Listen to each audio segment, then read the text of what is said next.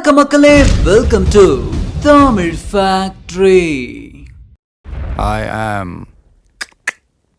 coming. இப்படி மாசா போன 9ஆம் தேதி ரிலீஸ் ஆக இருந்த ஜனநாயகன் திரைப்படம் ஒரு சாதாரண சர்டிபிகேஷன் ப்ராப்ளம்னால நிறுத்தப்பட்டிருக்கு. ரசிகர்கள்ல இருந்து விஜய் அவர்களுடைய கட்சி தொண்டர்கள் வரைக்கும் படம் எப்படா வெளிவரும்னு வெறித்தனமா காத்திருக்காங்க. தமிழ்நாடு தளபதியோட கடைசி ஆட்டத்தை ஸ்கிரீன்ல பார்க்கணும்னு பொறுக்க முடியாத காத்திருப்போட இருக்கு. இந்த வீடியோவை பாருங்க.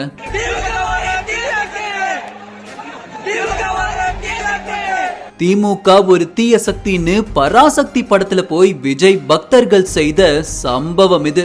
இதை தாண்டி சோசியல் மீடியால எங்க பார்த்தாலும் விஜய் பக்தர்கள் விஜய் ரசிகர்கள் கடுமையான கமெண்ட்ஸையும் கண்டனத்தையும் வெளிப்படுத்திக்கிட்டு இருக்காங்க. அடுத்து இந்த படம் எப்பதான் வெளியாகும், ஹைகோர்ட் என்ன சொல்ல போறாங்க, விஜய் ரசிகர்களுக்கு அந்த இன்ப தேதி எப்ப கிடைக்கும், சிபிஐ விசாரணைக்கு போயிட்டு வந்த விஜய் என்ன சொல்ல போறாரு, இப்படி எல்லாத்தையும் இந்த பதிவுல பார்க்க போறோம்னு நினைச்சீங்கன்னா கண்டிப்பா கிடையாது. இந்த ஜனநாயகன் படத்துக்கு பின்னாடி ஒரு மிகப்பெரிய கருப்பு பக்கம் இருக்கு. இந்த தருணத்துல இந்த திரைப்படத்துக்கு இவ்வளவு பெரிய ஹைப் தேவையாங்கிறத நாம யோசிக்கணும். நம்ம ஊர்ல, நம்ம நாட்டுல, ஏன் நம்ம சொந்த வாழ்க்கையிலேயே நாம சரி செய்ய வேண்டிய எவ்வளவோ பிரச்சனைகள் இருக்கும்போது ஒரு நடிகருடைய திரைப்படத்துக்கு பின்னாடி இன்னைக்கு மொத்த சோசியல் மீடியாவும் ஓடிக்கிட்டு இருக்கு. சொல்ல போனா அப்ப வெளியாகி இருந்தா கூட இவ்வளவு ப்ரமோஷன் இந்த படத்துக்கு உருவாகி இருக்குமான்னு தெரியாது. ஆனா இப்போ அந்த மொமெண்ட்டுக்காக ரசிகர்கள் வெறித்தனமா காத்திருக்காங்க. அதை நினைச்சா ரொம்ப பயமா இருக்கு. எனக்கு ஏன் இந்த பயம்? ஜனநாயகனுக்கு பின்னாடி இருக்கிற அந்த கருப்பு பக்கம் என்ன? அததான் இந்த பதிவுல நாம பார்க்க போறோம். இது தமிழ் ஃபேக்டரியின் ரியல் ஹிஸ்டரிஸ், உங்கள் வழியில்.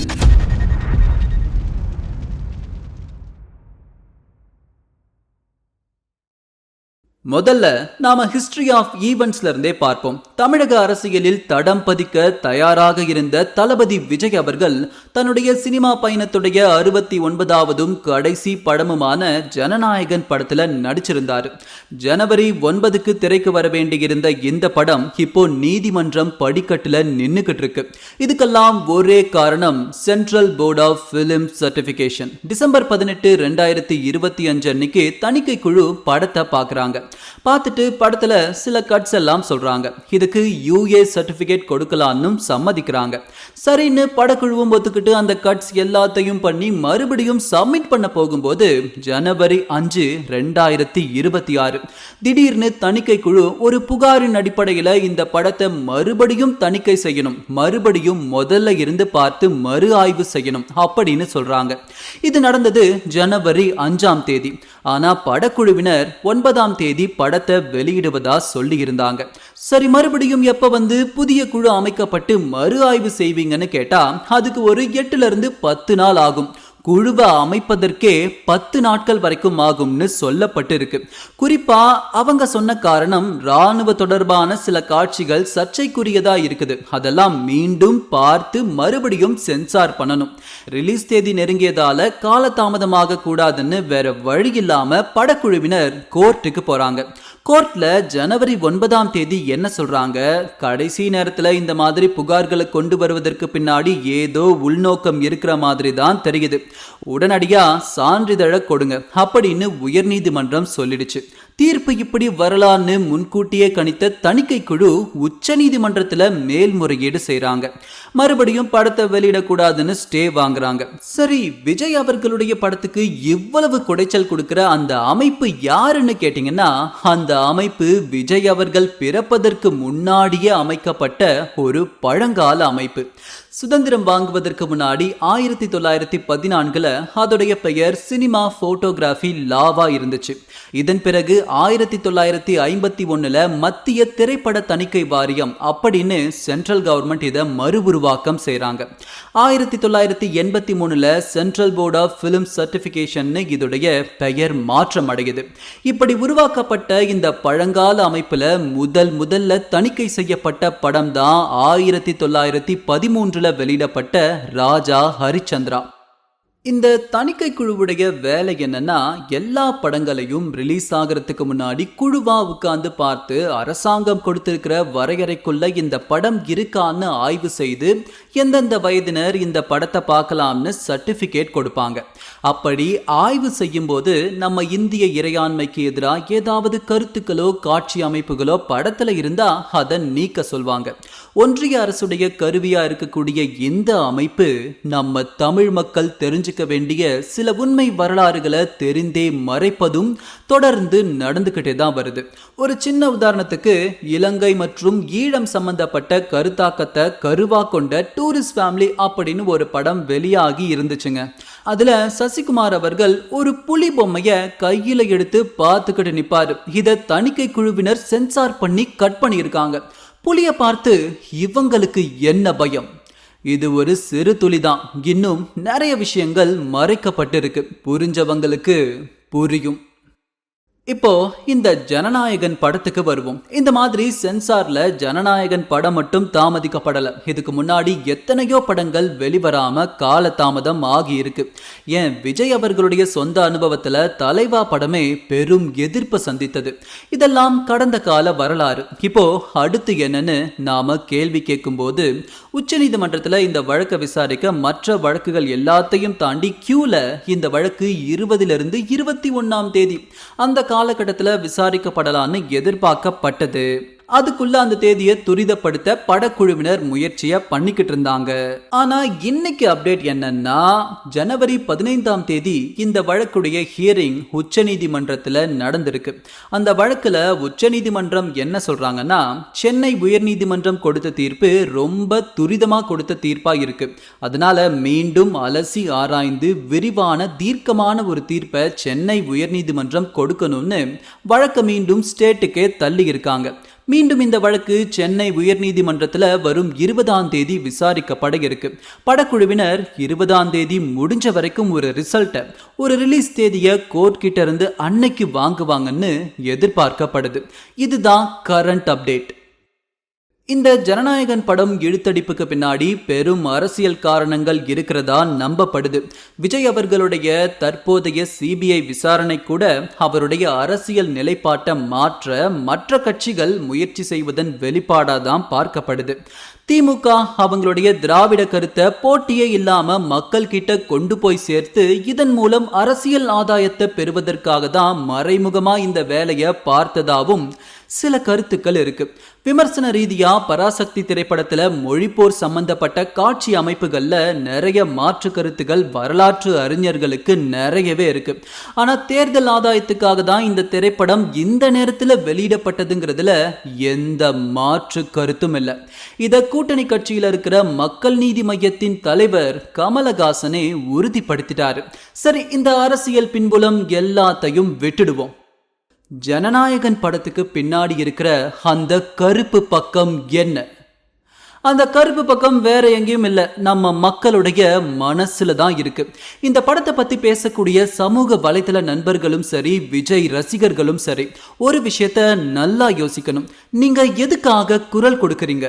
உங்களை சுத்தி என்ன நடக்குதுன்னு கொஞ்சம் நல்லா பாருங்க. குரல் கொடுக்க வேண்டிய படங்கள் எவ்வளவோ குப்பைக்கு போய்கிட்டு இருக்கு. சமீபத்துல சல்லியர்கள்னு ஒரு படம். இது தமிழர்களுடைய போர் மாண்பையும் அறத்தையும் சொல்லக்கூடிய தரமான படைப்பு. போர்க்களத்துல எதிரியாவே நிற்கும் ஒருத்தனுக்கு கூட இரக்கம் காட்டிய நம் மாண்பை எடுத்து சொல்லும் ஒரு மகத்துவமான படம். அப்படிப்பட்ட ஒரு படத்துக்கு தமிழ்நாடு முழுக்க 27 திரையரங்குகள் மட்டும்தான் இந்த சினிமா உலகம் ஒதுக்குச்சு. இந்த மாதிரி சின்ன சின்ன படங்கள், நம் வரலாறை எடுத்து சொல்லக்கூடிய படங்கள், இது எல்லாத்துக்கும் நாம என்னைக்குதான் குரல் கொடுக்க போறோம்? கர்நாடகாவிலிருந்து உருவாகி இங்க காந்தாரான்னு ஒரு படம் வெளிவந்துச்சு.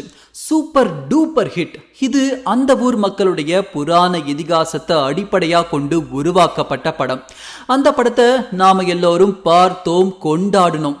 ஆனா கொஞ்சம் யோசிச்சு பாருங்க, நம் கலாச்சாரத்தை, நம் வரலாறை தழுவிய ஒரு கலைப்படைப்பு கடைசியா எப்ப வந்துச்சு?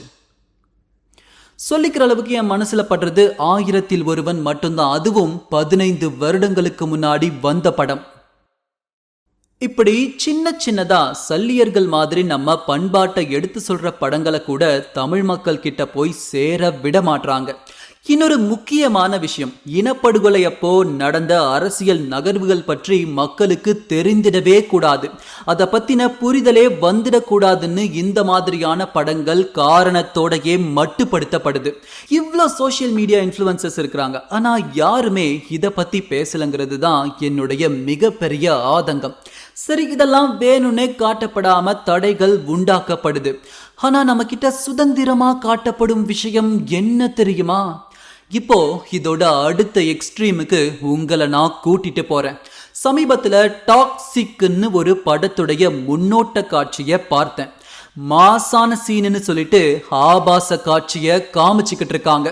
நான் அடிச்சு சொல்றேன், இந்த படத்துக்கு எந்த பிரச்சனையும் யாரும் கொடுக்க மாட்டாங்க. குடும்பங்கள் கொண்டாடும் வெற்றி படமா, 1000 கோடி வசூல் செய்யும் அதிரடி படமா இது கண்டிப்பா இருக்கும். கொஞ்சம் யோசிச்சு பாருங்க, இந்த படத்தை எல்லாம் நாம கன்சியூம் பண்ண ஆரம்பிச்சோம்னா அடுத்த தலைமுறைக்கு இதெல்லாம் சர்வசாதாரணம்னு மனசுக்குள்ள பதிவாகும். இதோடைய விளைவுகள் மிக மிக மோசமா இருக்கும். இதுதான் என்னுடைய முதல் பயமா இருக்கு. நிஜ வாழ்க்கையில இந்த மாதிரி டாக்ஸிக்கான விஷயங்களை பார்க்கிற ஆர்வமுள்ள ஒரு எதிர்காலத்தை நாம உருவாக்கிக்கிட்டு இருக்கோம். ஆரம்பத்துல நாம காமிச்ச அந்த வீடியோ காட்சியுடைய கமெண்ட் செக்ஷன்ல போய் பார்த்தேன். அதுல இருந்த முதல் பதிவு, உன்னை நம்பி உன் குடும்பம், உன் உறவுகள், உன் நட்புகள், இந்த சமுதாயம். அது ரொம்ப சரியான பதிவா இருந்துச்சு. ஒரு நடிகருக்கு பின்னாடி இவ்வளவு தீவிரமா ஓடக்கூடிய இந்த இளைய சமுதாயம் அடுத்து எந்த மாதிரியான ஒரு எதிர்காலத்தை படைக்க போறாங்க, அவங்களுடைய பசங்களுக்கு என்ன சொல்லி கொடுக்க போறாங்க, அதுதான் பயத்தின் உச்சம். உண்மையிலேயே என்னுடைய அடுத்த தலைமுறையை நினைச்சு எனக்கு பயமா இருக்கு. ஆழமா யோசிச்சு பாருங்க, ஜனநாயகன் என்பது ஒரு வெறும் படம் கிடையாது. அதுக்கு பின்னாடி ஒரு மிகப்பெரிய பிசினஸ் இருக்கு. அந்த பிசினஸை சக்சஸ்ஃபுல்லா எடுத்துக்கிட்டு போக வேண்டிய எல்லா வழிகளும் ப்ரொடியூசர்ஸ்க்கு நல்லாவே தெரியும். இதை நான் சொல்றது மூலமா விஜய் அவர்களுக்கு நான் எதிரி கிடையாது. சினிமா உலகத்துல அவர் சூப்பர் ஸ்டார். உண்மையிலேயே அவர் உச்சத்துல இருக்கிறாரு. அந்த துறையில அவர் நிரூபிச்சிருக்கிறாரு. எல்லார் மாதிரியும் அந்த கடைசி படத்தை பார்க்க எனக்குள்ளேயும் ஆவல் கொஞ்சம் இருக்கு. ஆனா அதையும் தாண்டி நம் தமிழ் சார்ந்த படைப்புகள் எதுவுமே மக்களுக்கு கொண்டு செல்லப்படாம இருக்கேன்னு பெரும் ஆதங்கம் இருக்கு. சினிமா அரங்குல நடிகர்களை போற்றுங்க, கொண்டாடுங்க, வழிபாடு செய்யுங்க. ஆனா திரைக்கு வெளியேயும் அவங்கள குளோரிஃபை பண்றது நம்ம மக்கள் கிட்ட இருக்கிற பெரும் பிரச்சனை. இந்த கருப்பு பக்கத்தை தான் நாம மாத்தணும். உண்மை நிகழ்வு 2023ல துணிவு படத்தோட ரிலீஸ் அப்போ ஒரு 19 வயசு பையன் கொண்டாட்டத்துல லாரியில இருந்து கீழே விழுந்து இறந்துட்டான். அவங்க குடும்பத்துக்கு இது எப்பேற்பட்ட இழப்புன்னு யோசிச்சு பாருங்க. இப்போ எதிர்பார்ப்பு ஏகப்பட்ட உச்சத்துல இருக்கிற இந்த படத்துக்கு ரசிகர்களுடைய கொண்டாட்டங்கள் எந்த எல்லை வரைக்கும் போகும்னு நம்மளால கணிக்க முடியல. நம் சமுதாயத்துல இருக்கிற இந்த ரசிக பக்திய நாம கொஞ்சம் கொஞ்சமா குறைச்சு அகற்ற வேண்டிய கட்டாயத்துல இருக்கிறோம். நான் அரசியல் சார்ந்தோ ஒரு குறிப்பிட்ட ரசிக பட்டாளத்தை சார்ந்தோ இந்த பதிவை வெளியிடல.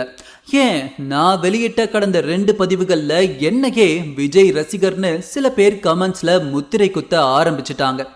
மக்களே புரிஞ்சுக்கோங்க, நாம தெரிஞ்சுக்க வேண்டிய நம் வரலாறு நம்ம கிட்ட இருந்து மறைக்கப்படுது.